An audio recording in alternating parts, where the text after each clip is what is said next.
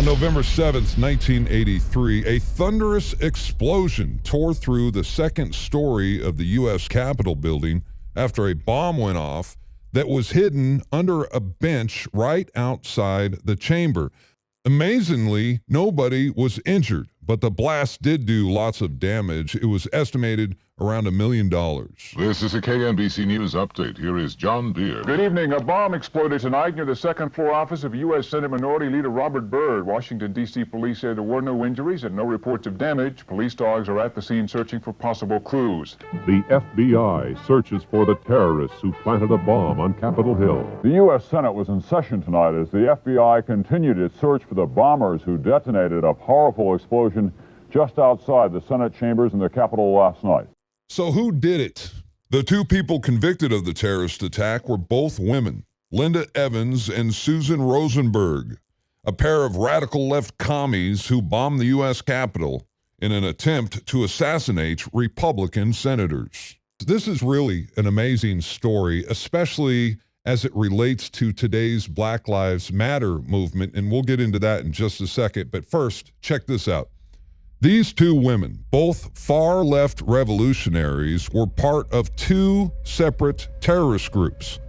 One was called M19, the May 19th Communist Organization, and the other was called The Family, and they were an offshoot of the Black Liberation Army, whose leader was, get this, Mutula Doc Shakur, the stepfather of hip-hop legend Tupac Shakur.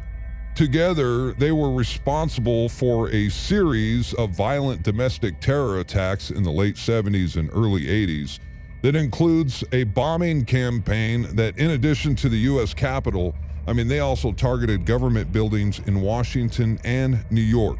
They bombed an FBI office, the Washington Navy Yard, and the headquarters of New York's largest police union. So these are two crazy bitches with a long history of violent extremism. And when they weren't busy bombing buildings or targeting our police, our military, and our government, they were out there robbing banks in armored trucks. In fact, there was one incident in October 1981 where they killed a guard and two policemen during a Brinks armored truck robbery. These men had families and a future ahead of them, but they were gunned down by radical leftists. Tupac's stepdad, he was the mastermind of the operation. He was also one of the triggermen. And Susan Rosenberg was one of the getaway drivers. Keep in mind that these bank and armored truck robberies were not about getting rich and running away to retire somewhere on the beach. No, in their minds, this was total war. This was war against America. They term these robberies expropriations, almost acts of war. And as one of their members eloquently, or not so eloquently, commented one time, in war, people get hurt. So if you can understand that philosophy, you can understand the mindset of the motivation behind the gang.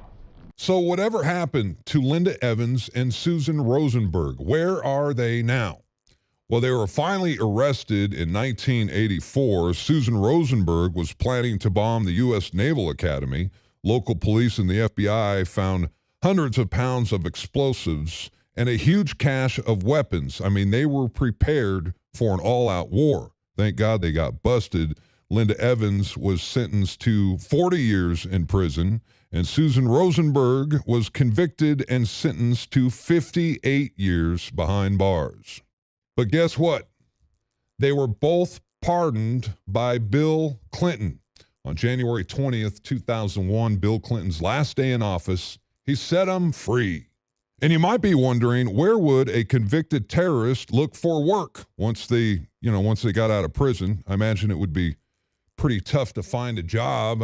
You couldn't work at a local gas station or McDonald's with a rap sheet like that. But you can always work for our country's liberal academia. Susan Rosenberg, she ended up at the John Jay College of Criminal Justice in New York, which is a liberal arts college, of course. And to this day, both of these women are celebrated by the left. They are social justice heroes. And now Susan Rosenberg just landed a new job, a place called Thousand Currents. They are a nonprofit organization. Susan Rosenberg is on the board of directors, and she does fundraising and administrative work for Black Lives Matter. So there you go. A Black Lives Matter associate once bombed the U.S. Capitol, only to be pardoned by Bill Clinton. Stick that in your fact checker.